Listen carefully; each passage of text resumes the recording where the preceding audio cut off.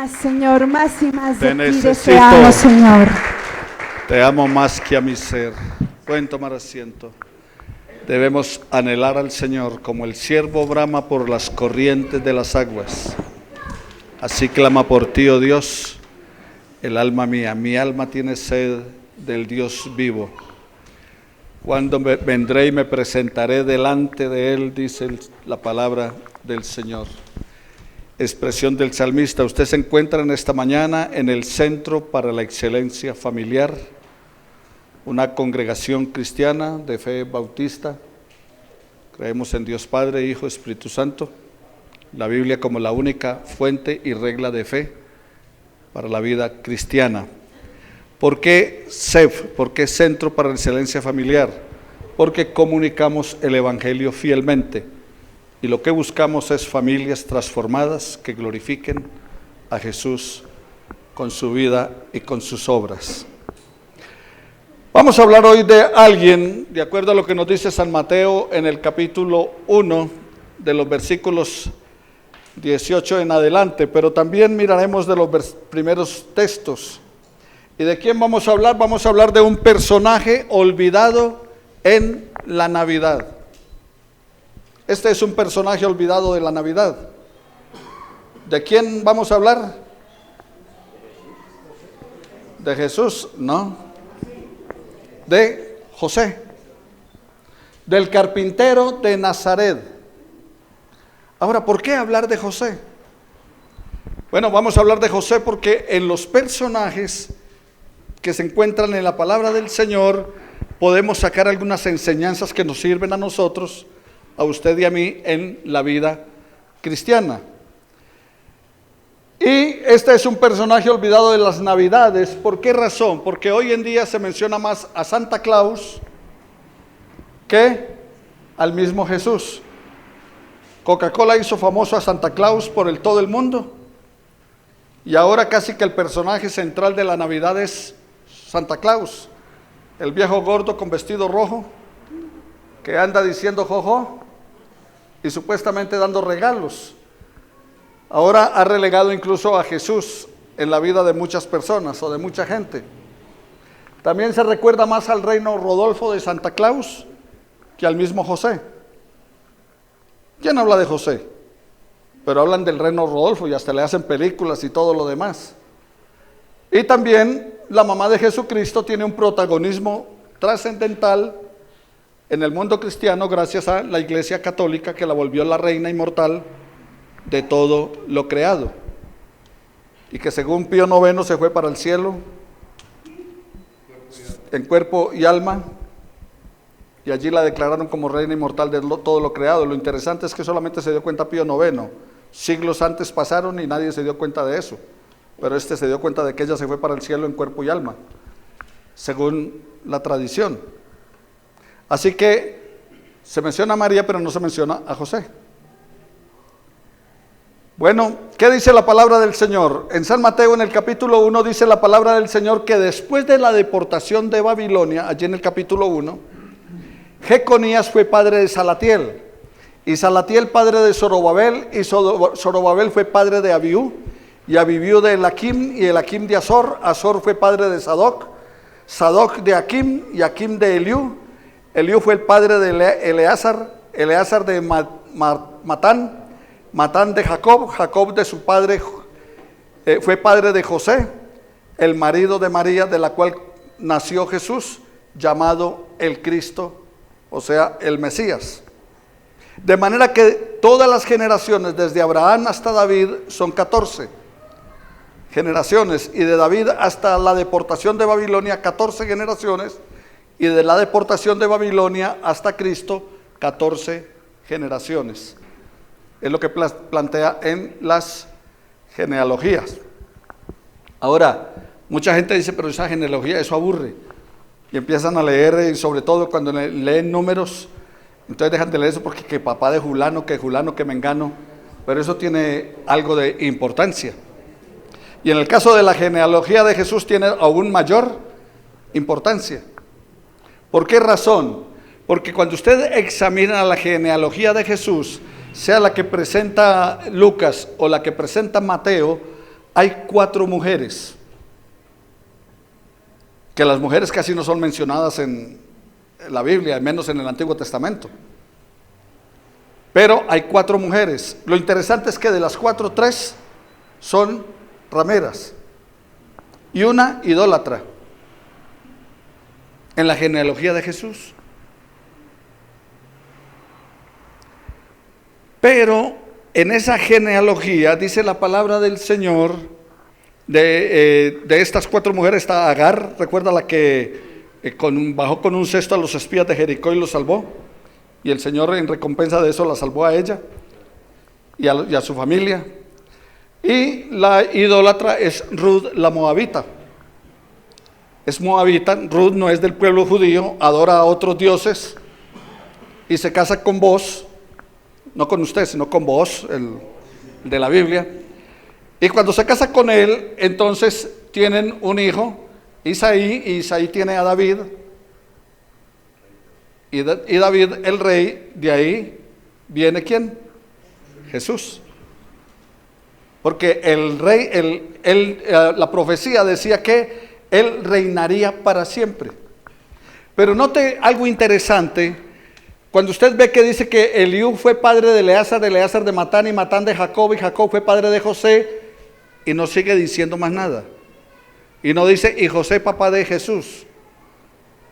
Dice, ¿y José qué? El marido de María, de la cual nació Jesús. O sea, hay un corte. Viene que el papá de Julano, que el papá de Mengano, que el papá de... Y José, el marido de María.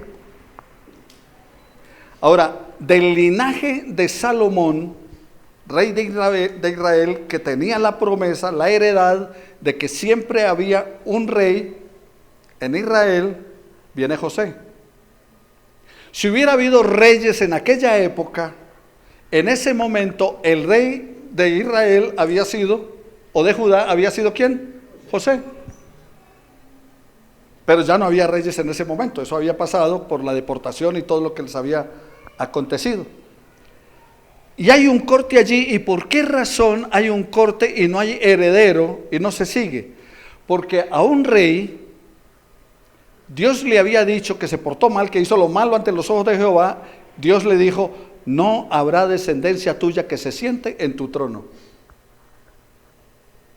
O sea que ahí cortó, porque no había descendencia de él que se sentara ¿qué? En el trono. No es que no hubieran tenido descendencia, tenían, pues ahí estaba José y todos esos que van mencionando, pero no que se sentara ¿qué?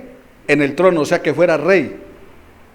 Pero cuando miran de la genealogía de Natán en Lucas, entonces va presentando la genealogía, pero de María. ¿Descendiente de quién? De David. Y la descendencia de María, entonces sí puede ser rey. Porque a ese rey le habían dicho, no, nadie se sentará en tu trono. Pero a David, ¿qué le habían dicho? Ah, de ti saldrá el que será el rey de las naciones y su reino será sempiterno. Y entonces, ¿de María viene qué? El rey de reyes.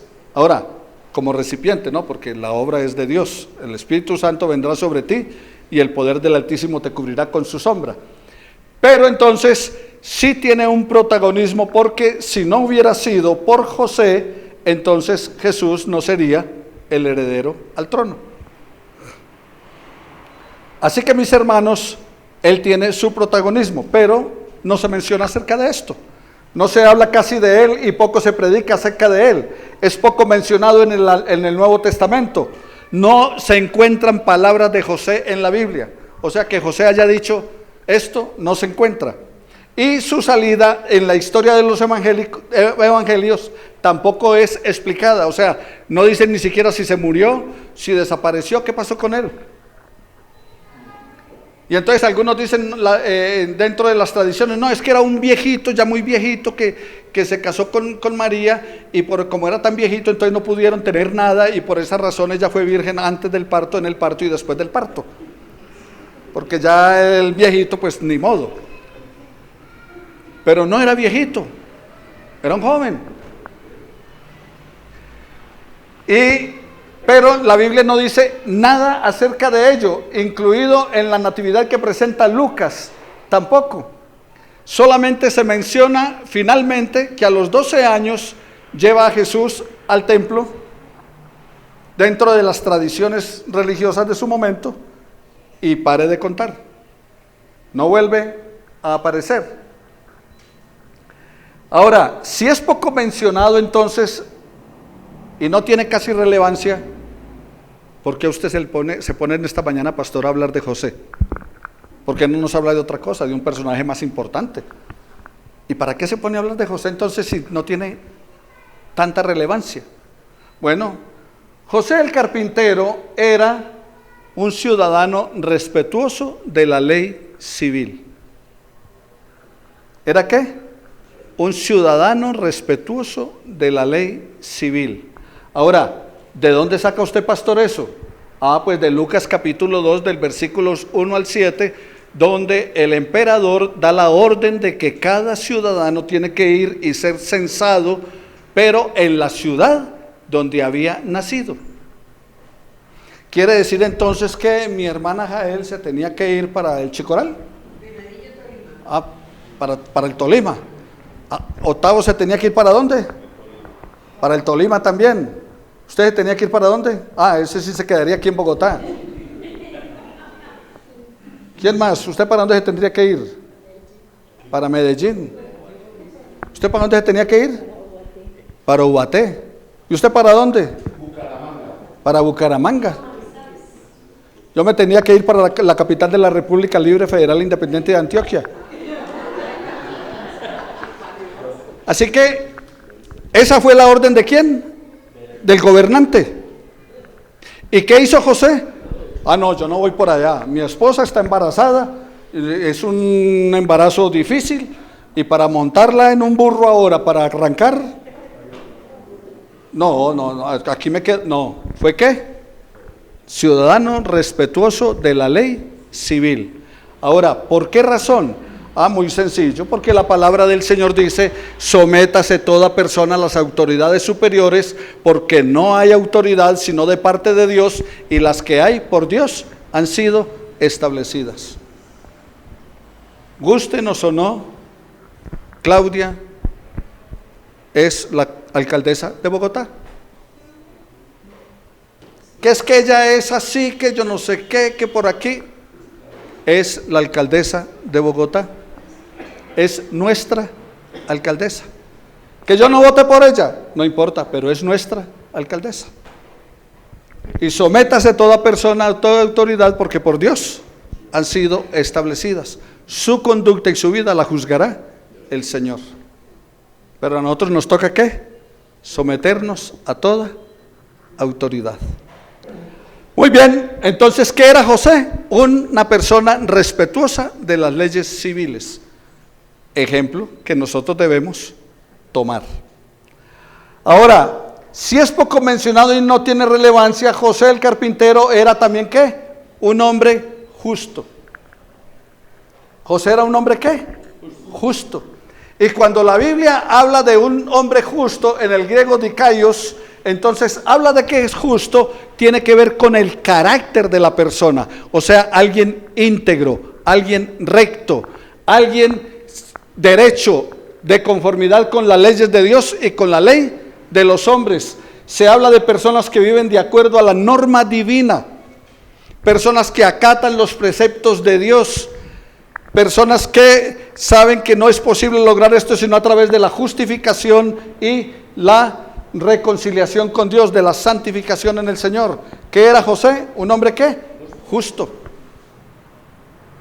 ¿Qué somos nosotros? José era un hombre de palabra, porque era un hombre ¿qué? Recto. Cuando dice justo, era un hombre recto, o sea, era un hombre de palabra. Le había dado la palabra a María, y se mantuvo ¿qué? En la palabra que le dio a María. No la cambió. Y nosotros cambiamos muchas veces de acuerdo a las circunstancias, de acuerdo a cómo se nos presentan las cosas. Entonces nosotros cambiamos, pero él era recto, sin culpa, de conformidad con las leyes de Dios y las leyes humanas. Eso era José. Ese carpintero era un hombre con dominio propio. ¿Y por qué digo que era un hombre con dominio propio? Recuerda lo que hablaba cuando estábamos estudiando, que decíamos que hay que añadir a nuestra fe, ¿qué? El dominio propio. Y José era un hombre con dominio propio. Si de acuerdo a Mateo, capítulo 1, versículo 18 al 19, ¿qué es lo que dice? Se dio cuenta que su prometida, su esposa, porque cuando dice estaba desposada con un hombre llamado José, o José estaba desposado con una mujer llamada María, era un compromiso matrimonial. Ya había un matrimonio legal, no físico, o sea, no habían tenido contacto, pero era ¿qué? Legal. O sea, en aquella época, como ahora, hace algunos años que llegaban y le entregaban el anillo, y entonces le decían con el anillo, ¿te quieres casar conmigo? Y ella con cara de ponqué decía, sí, sin saber a qué se iba a meter. ¿Pero qué decía? Sí. O como en el caso mío por teléfono, ¿nos casamos? Déjeme pensarlo. Ah, no, si se va a poner a pensar, entonces no. ¿Nos casamos, sí o no? Sí. En esa época, cuando se entregaba, se hacía el compromiso, ya era ¿qué? Esposa. Y para romper ese compromiso había que dar carta de divorcio, o sea, se tenían que divorciar. Entonces, María y José ya eran ¿qué? Esposos comprometidos ante la sociedad civil. Y para poder deshacer eso tenían que darle carta de divorcio. Esa era la situación. Pero resulta que un día la muchacha llega y lo mira con cara de sonrisa y de preocupación a la vez y le dice, no sé cómo decirte esto. Lo que te voy a decir sé que no te va a gustar, pero me toca decírtelo. ¿Qué pasó? ¿Por qué esa cara de alegría? Y a la vez también te encuentro como con preocupación. Es que estoy embarazada.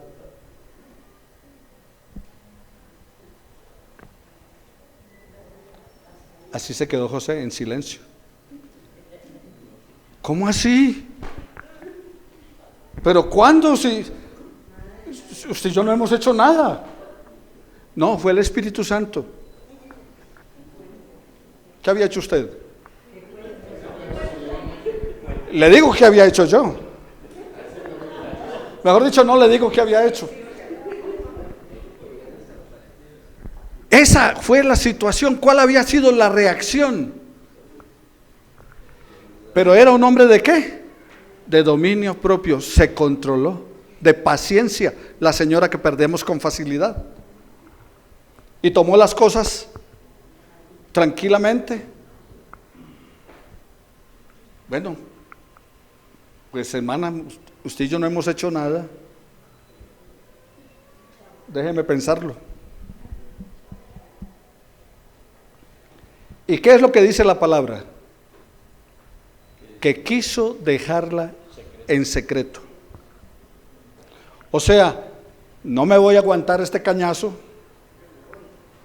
pero tampoco dice la palabra del Señor allí en la versión Reina Valera que no quiso infamarla, o sea, deshonrarla. Eso es lo que significa la palabra. ¿No quiso qué? Deshonrarla. No quiso hacerle escarnio público. No quiso llegar como llegaron con aquella mujer sorprendida en el acto de adulterio, que se la llevaron a Jesús y todos iban armados ¿de qué? De piedras. Porque ¿cuál era el propósito? Apedrearla, porque según la ley había que apedrearla. Entonces lo primero que había tenido que haber hecho José, de acuerdo a la norma de su época, era a ella darle una carta de divorcio, o sea, de repudio.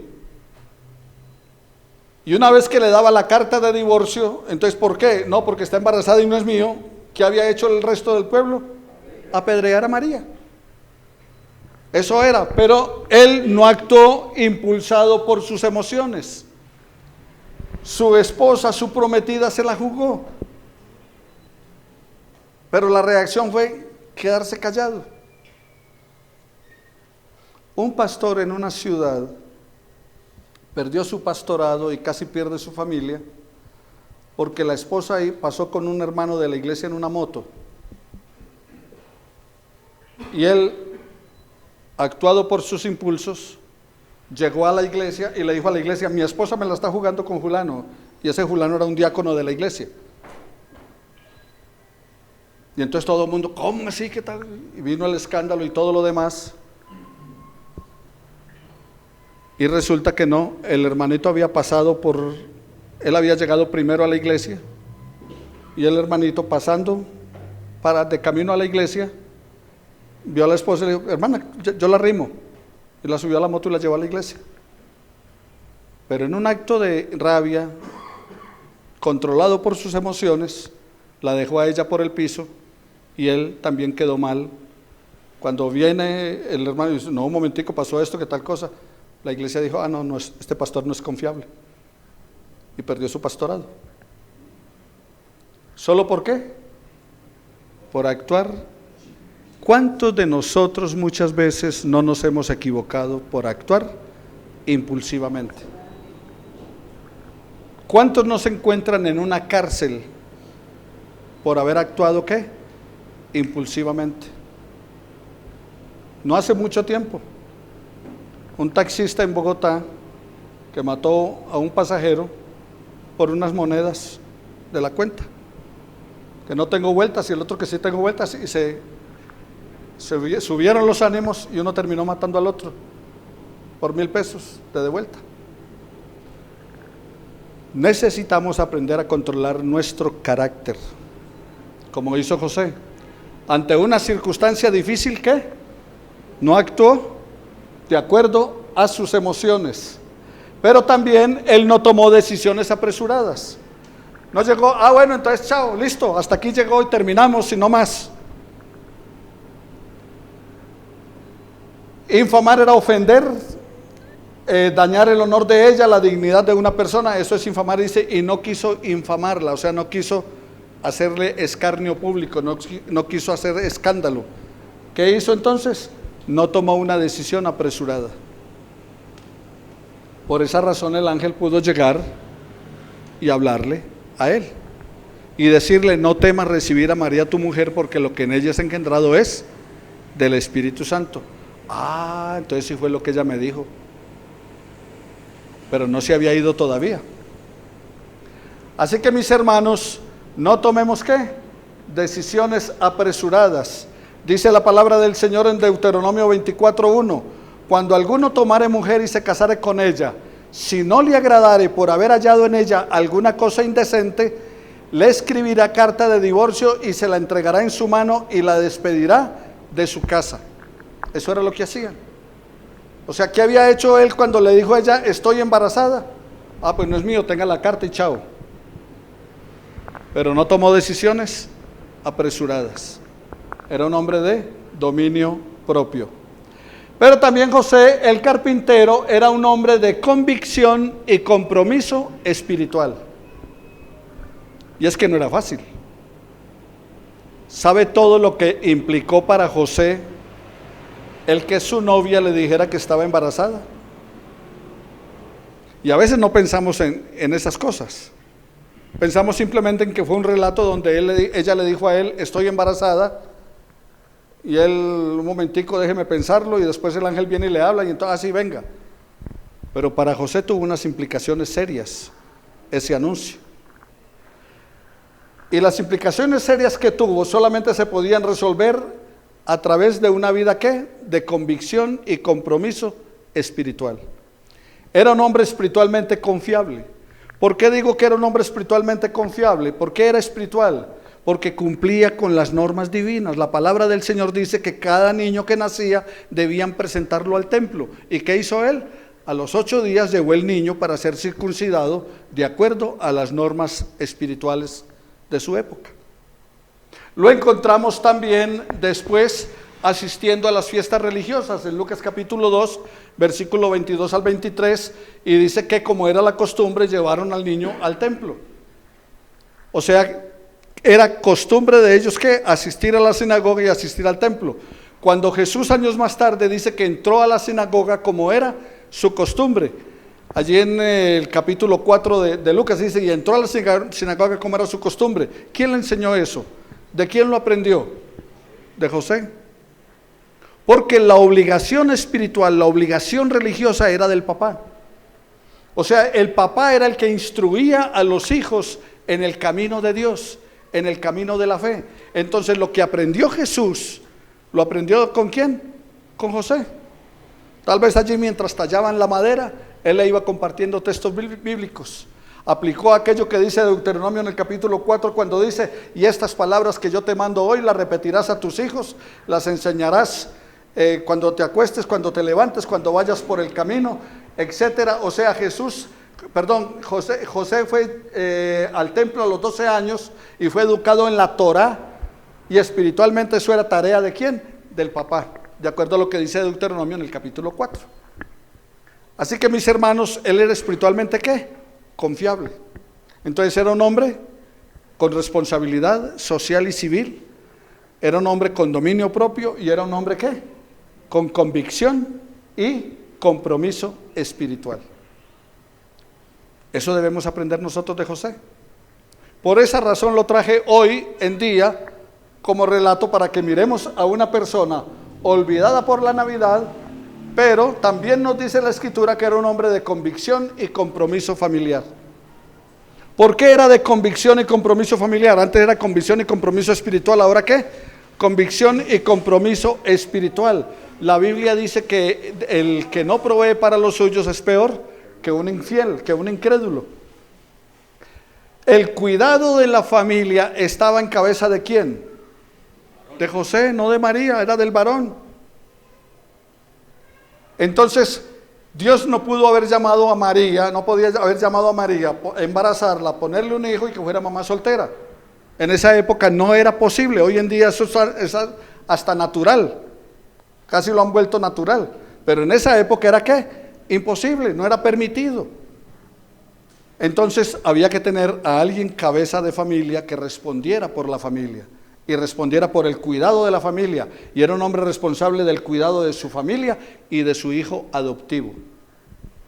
En las estatuas de José que colocan en la iglesia católica, entonces está la imagen de José, y en la parte de abajo, en el pedestal donde está parada la imagen, tiene dos P's, Pepe. Por eso a los José los llaman Pepes.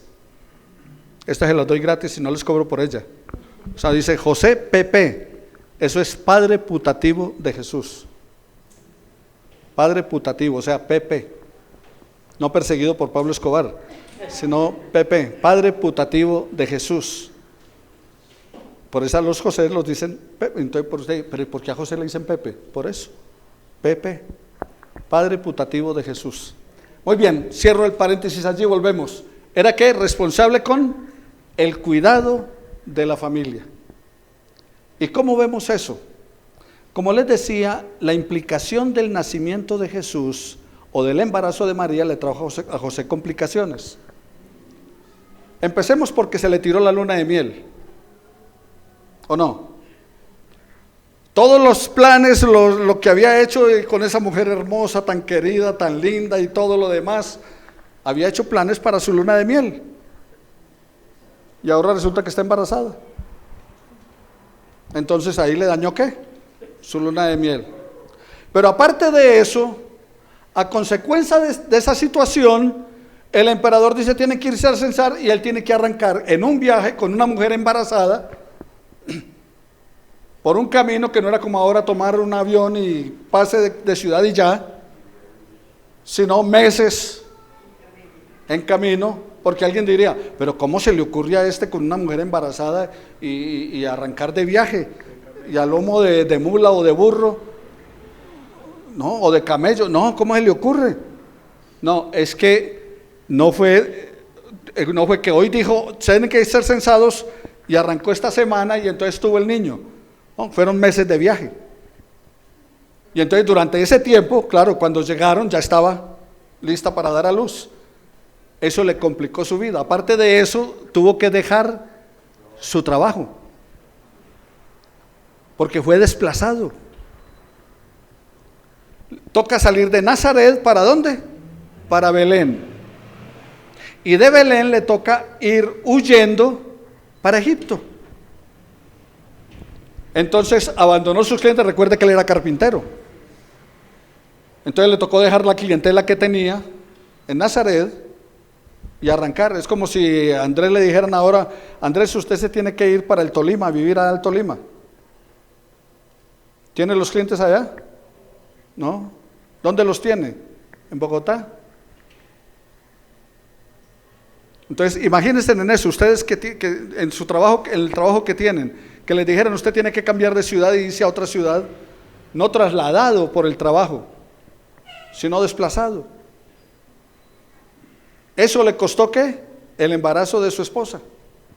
Entonces le complicó también, perdió su clientela. Allá le tocaba que llegar a Belén y empezar. Va, yo soy carpintero, ¿en qué les puedo servir? Aparte de eso, le toca dejar la familia, porque cuando cambia de ciudad y cuando huye a Egipto, le tocó dejar su nación, su familia. Mejor dicho, le tocó como a los venezolanos ahora, arrancar para otro lugar, desacomodarse de todo. Ese fue el precio de José. Pero era un hombre que estaba listo para responder por su familia. Era un hombre de compromiso y convicción familiar. Allí en Primera de Timoteo, la palabra del Señor nos habla acerca de que el que no provee para los suyos es peor que un incrédulo. Él era fiel al compromiso, porque la palabra del Señor dice que el que no es fiel en lo poco no se le puede confiar lo verdadero, y a él estaban confiando lo verdadero. Nada más que ser el padre adoptivo del Hijo de Dios y tener el compromiso de cuidarlo en la tierra, porque no es como lo plantea la iglesia tradicional, que dice que cuando iban huyendo para Egipto, entonces en una cueva los estaban persiguiendo y se metieron en una cueva y una telaraña vino y tejió una telaraña gigante en la entrada de la cueva para que no les pasara nada, y montan una cantidad de cosas en ese relato. No, era un niño indefenso, se hizo hombre y fue obediente hasta la muerte, y muerte de cruz. No había nada extraordinario, no era que de niñito él hacía milagros. Eso es en el 20 de julio, pero en la vida real no es. En la vida bíblica no es así. Dios no es niño Dios. Él nació en un pesebre, pero creció. Y no era que hacía milagros desde bebito. Eso es algo extrabíblico, que no es real. Así que estaba bajo el cuidado ¿de quién? Del papá. Tenía que conseguirle pañales. Dice: hallaréis al niño acostado y envuelto en unos pañales. Ahora, el pañal eran unas tiras de tela larga en esa época, no eran los de ahora de Ugi y todo eso que venden. ¿Por qué hace todo eso José? ¿Por qué arriesga su vida, su futuro, su trabajo, sus amistades, la relación, su vida social? Porque era un hombre comprometido con la voluntad de Dios. Y miren, la voluntad de Dios es muy fácil decir que se haga tu voluntad, pero ejecutarla no es tan sencillo. Nosotros decíamos cuando nuestros hijos estaban pequeños, hablando del ejército, no, pues que se haga la voluntad del Señor. Y cuando se llevaron el hijo para el ejército, no fue tan sencillo. Fue un golpe bien duro y bien bravo para nosotros. Y lágrimas de mi esposa, dolor y sufrimiento y todo eso, y después decíamos: pero ¿por qué, Señor? Si hubiéramos educado, y no tenía que pagarlo porque la ley nos cobijaba, pero él llegó y se presentó solo y lo atraparon, y cuando yo fui a reclamar me dijeron: no, ya pertenece al ejército, usted no lo puede llevar. Y ahí le tocó pagar 1 año. ¿Y qué decíamos nosotros? Que se haga tu voluntad. Pero cuando ya tocó, ¿por qué? Él estaba ¿qué? Comprometido con la voluntad de Dios. El ángel le dice: no temas recibir a María. Esto implica que puso los planes de Dios para su vida por encima de los suyos. ¿Cuántos de nosotros estamos colocando los planes de Dios por encima de los nuestros? ¿O estamos haciendo lo contrario? Colocando los nuestros por encima de la voluntad de Dios. y del propósito divino. Renunció a su proyecto de vida matrimonial, renunció a su estabilidad y a su pueblo, pero honró a Dios en plena obediencia, dispuesto a acatar la voluntad del Señor. Así que, mis hermanos, el mundo lo podrá olvidar, pero Dios lo tiene como siervo fiel. El mundo puede que no lo mencione y lo deje olvidado en las Navidades, pero Dios no se olvidó de lo que hizo. Le dijo: ven, buen siervo fiel, sobre poco has sido fiel, sobre mucho te pondré, entra en el gozo de tu Señor. ¿Y usted qué? ¿Y yo qué? Ante circunstancias como las de José, y aún menores, ¿cómo estamos actuando? ¿Somos personas de compromiso y responsabilidad civil? ¿Acatamos lo que el Señor dice, que oremos por los gobernantes? No, yo que voy a orar por Claudia, si ella esto y aquello. Pero el Señor dice: ore por los que gobiernan, y ella va a gobernar. A partir del 1 de enero, si no ocurre algo, ella es la alcaldesa de Bogotá. Y el Señor dice: ore por ellos. ¿Somos personas de control de sí mismo, de dominio propio, de templanza? ¿O nos dejamos llevar fácilmente por las emociones y actuamos emocionalmente ante las cosas para después decir: ¿y por qué hice eso? La embarré. Porque no nos tomamos el tiempo para pensar antes de actuar. Somos personas dispuestas a acatar la voluntad de Dios, aunque eso implique el que nos desacomode de todas las cosas que anhelamos y deseamos. Somos personas dispuestas a obedecer la palabra del Señor por encima de nuestros gustos y deseos. Que la vida de José nos sirva como un ejemplo de vida, como un testimonio de vida. Que aunque las cosas no nos gusten, si es Dios el que las ordena, hay que hacerlo. Que aunque las cosas no nos agraden, si están dentro del propósito de Dios, nos toca acatarlas. ¿Cómo estamos actuando? Que el testimonio de José sea para nosotros hoy un ejemplo de vida. Él también es un personaje de la Navidad. Él también fue alguien que participó de la Navidad. Estaba al pie de Jesús en el pesebre, viendo esa primera Navidad. Os ha nacido hoy en la ciudad de David un Salvador, que es Cristo el Señor. Y vamos a imitar también su vida espiritual, el compromiso espiritual con la familia, el compromiso personal. Asistía a las fiestas religiosas, tenía un compromiso, sabía de la ley. Nosotros también debemos conocer la palabra y vivirla. Que el Señor añada a sus vidas bendiciones cada día, así como las añadió en José.